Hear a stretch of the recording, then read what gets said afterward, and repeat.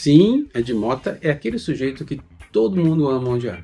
Mas quando a gente faz isso, a gente esquece do grande músico que ele é. Bem-vindos a mais um caso de Ame a Música, Esqueça o Ser Humano.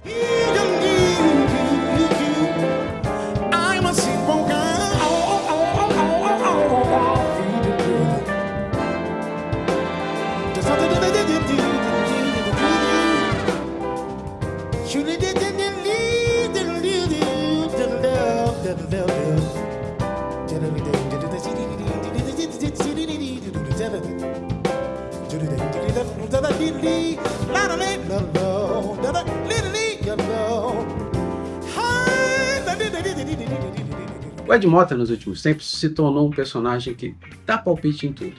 Normalmente, esses palpites são errados e rendem sempre um pedido de desculpas. O Ed Mota falou mal do caráter do Raul Seixas. Eu não tenho medo de falar de Raul Seixas por uma coisa. Raul Seixas tem uma falha de caráter terrível na vida dele. Ele foi funcionário de gravadora. Ou seja, ele trabalhou contra os colegas. Então, eu não tenho medo nenhum de falar contra Raul Seixas. Foi obrigado a pedir desculpa. Então é isso, pessoal. Eu peço perdão a vocês todos por isso, né? Essa história do Raul Seixas, muito ruim, isso me incomoda muito, né? Me incomoda demais. O Ed Mota falou que quem escuta hip hop é burro. É burro. Qualquer um que ouve hip hop é burro. Qualquer um. Qualquer um. Qualquer um. Qualquer um. Qualquer um. Qualquer um. Sem exceção. Pediu desculpas e tomou essa investida do Gabriel Pensador. Vou ser obrigado a mandar uma letra aqui pro Ed Mota, porque eu cheguei de uma palestra, tô na estrada ainda, voltando de Cianorte, e ontem na minha palestra o pessoal fez Batalha do Conhecimento, molecada bem nova rimando, DJ, grafite, tinha breakdance também, eu acho, todos os elementos da cultura hip hop. O rap, que é a nossa música, que é o elemento musical da cultura hip hop, estava muito bem representado. E eu estava contando um pouco da minha história sobre quando eu comecei, existia muito preconceito contra o rap, contra o hip hop, a dificuldade de abrir espaço no Brasil para isso, mostrar para a grande massa o que era isso. E até hoje é uma batalha, né? A galera tá aí, hoje, muita gente boa ainda, procurando seu espaço. Aí vem um cara e fala que quem escuta hip hop é burro, e repete 4 ou 5 vezes a mesma frase, de maneira debochada, respeitando todo mundo que escuta rap, que gosta, que ama essa cultura. Então foi isso que aconteceu. Eu não ia me meter no assunto, mas depois dessa palestra, eu pensando em tudo que eu fiz na vida, tudo que eu faço na vida, tudo que a molecada tá fazendo, o que a gente já fez na ONG, na Rocinha, como o rap desperta a consciência, o hip hop com todos os seus elementos desperta a consciência crítica, o questionamento, a vontade de usar o seu direito de se expressar, a liberdade de expressão. Como o rap salva vidas, como eu já presenciei muitas histórias de pessoas através das minhas músicas ou de outros rappers, como transformaram sua cabeça, suas atitudes, suas vidas mesmo, inspirados no hip hop. Então, Ed, acho que você poderia evitar falar certas coisas e até simplificar nas suas entrevistas. De repente, uma dica para você, quando vierem: Ed Mota, você vai fazer um show hoje aqui, um evento, você vai participar, o que você tem a dizer? Você fala: Manuel, não tem erro. E sobre a humanidade, a inteligência artificial, o meio ambiente, a política, o que você tem a nos passar, Ed Mota? Manuel, vai no certo, Ed, vai no certo, cara. E sobre o hip hop, sobre o reggae, sobre o rock, o punk, o samba, Ed, o que você acha? Manuel, cara, não tem erro, assim você evita falar merda, tá? E desrespeitar as pessoas. Eu amo hip hop, preste muita atenção, guarde e não esqueça, o hip hop entra pelos ouvidos e sobe para a cabeça. É como um vício. Mais recentemente, o Ed Mota se envolveu numa polêmica ao insultar publicamente e de modo covarde, e aí a minha opinião, um road que estava trabalhando no seu show. Te prender, qualquer road sabe disso. Você tá fora, cara. Eu tinha falado que você ia ficar, mas é o último show que você faz. Vai!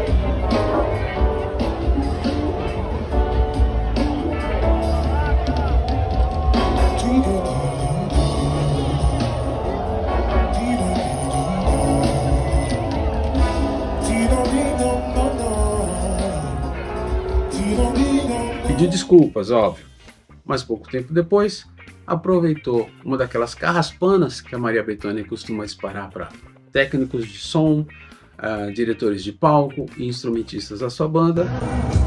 Tudo mudou assim, ficaram as canções e você não ficou.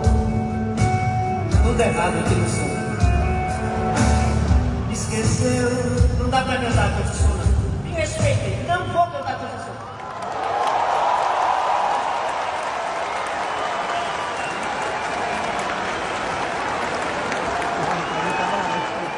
E aproveitou para dizer que estava sendo atacado pela imprensa, que tudo não passava de uma grande conspiração de nós, jornalistas, que passamos pano para Maria Bethânia. Eu estava presenciando uma famosa cantora da música brasileira com um problema no palco que é recorrente na carreira dela e é sabido a forma que ela trata os músicos, os colaboradores todos e tal.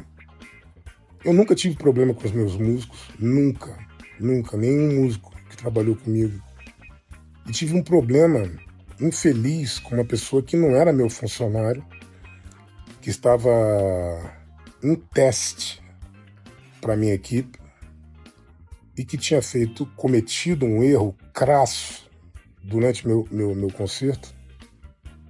E o fato de eu reclamar, isso eu tenho pago um preço na minha vida que não para, né? As pessoas me perseguem, o país, eu tenho público no mundo inteiro. Poderia me mudar para qualquer lugar, sei lá o quê, mas não tenho vontade. Eu tenho vontade de morar no Brasil, eu nasci aqui e eu quero viver aqui, senão eu não moraria aqui, não precisava morar aqui.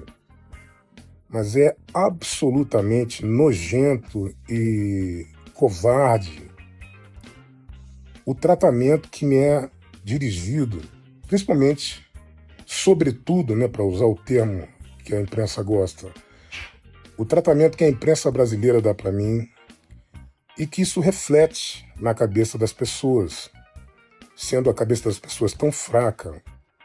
Né? As pessoas têm cabeça fraca, que se influenciam por tudo. As pessoas botam pessoas inocentes na cadeia por influência da imprensa. Então eu estou dentro dessa seara das pessoas perseguidas pela imprensa cultural do Brasil. Parabéns, parabéns. Acabei de ver esse vídeo e a plateia aplaude. Maravilhosa, necessária, um monte de coisa. Uma pessoa que não sabe tocar nem piano. Né? Não sabe tocar um piano, não sabe harmonia, não estudou música, nada. Eu sei tocar piano, eu estudei música, né? Mas infelizmente não tenho o respeito necessário do país do feijão e do futebol. Uma pessoa que, segundo o Ed Mota, não tem musicalidade nenhuma. Levou outra invertida e a Bethânia apareceu tocando piano, que era um instrumento que o Ed Mota dizia que ela não sabia tocar.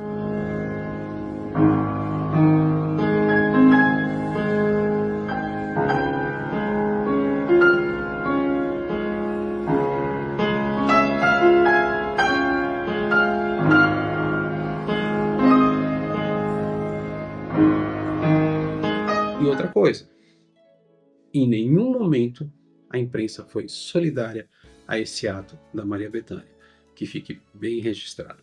Eu conheci o Ed Mota há uns 30 anos atrás por um amigo comum, e ele sempre foi brincalhão. Ele já tirou sarro de vários artistas, fez, por exemplo, uma versão de Stairway to Heaven, como se fosse tocada pelo Clube da Esquina, com direito à imitação não só do Milton Nascimento, como de todos os instrumentistas, e volta e meia fazia piadas com esse ou aquele músico. O problema que eu tenho visto é que essas piadas elas estão se tornando cada vez mais amarguradas, como se as pessoas não tivessem capacidade de entender a sua música altamente sofisticada e fossem culpadas por isso. E os artistas que fazem sucesso, que trabalham, que batalham e que têm a sua história, são um bando de medíocres, porque são populares perante a esse público.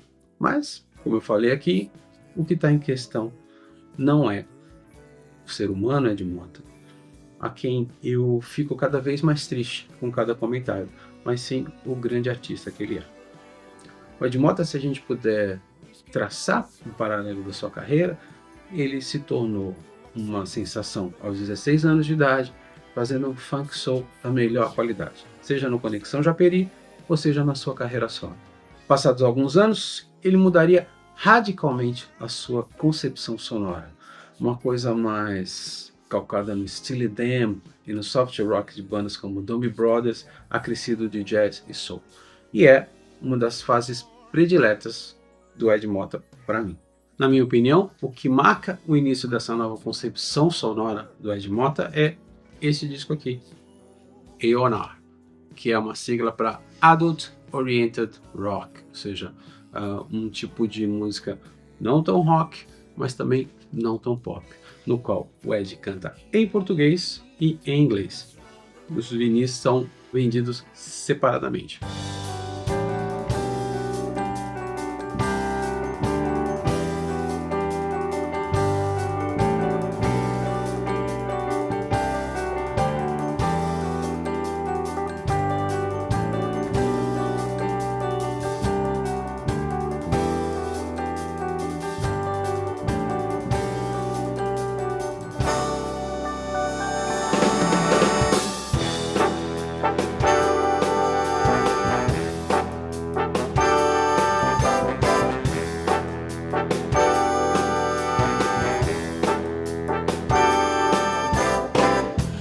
Changing your minds, this guy's playing, thinking, and can't be changing your minds. And there's always that we play today. Not for running these minds, too important, too respectable. Farmer's wife with the knife. Nos últimos tempos, o Ed lançou 3 belíssimos discos que são Perpetual Gateways, Criterion of the Senses e Behind the Tea Chronicles. O meu Behind the Tea Chronicles deve chegar aí mais ou menos daqui a umas 2 semanas, porque o que eu escutei foi tão impressionante, foi tão bem feito, que eu me reservei no direito de adquirir, ter a mídia física desse trabalho. O Behind the Tea Chronicles são várias faixas com orquestração, com influências de soul, com influência de jazz, com influência de blues, inspiradas em quadrinhos e séries que o Ed ama. Columbo, Barnaby Jones, São Francisco Urgente. Aliás, o Ed é uma autoridade quando a gente começa a falar, não só em quadrinhos e seriados de TV, como as trilhas desses seriados. Ele é sempre um grande papo quando o assunto é música.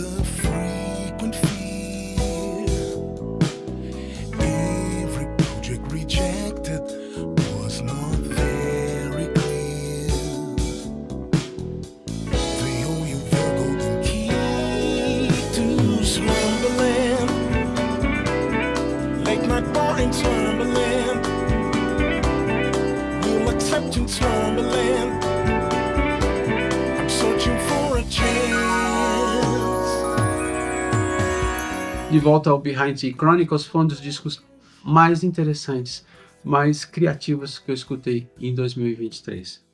Pena que, por conta de tanta polêmica, essa qualidade criativa do Ed acaba sendo soterrada. Mas faça um favor, como eu falo, separe o ser humano do grande artista que o Ed Mota é. Comece com A&R, parta para esses discos e reserve um bom tempo na sua vida para escutar o Behind the Tea Chronicles. Se você gostou desse vídeo, compartilhe, mande para seus amigos, mande para seus inimigos. Se você não gostou, tudo bem.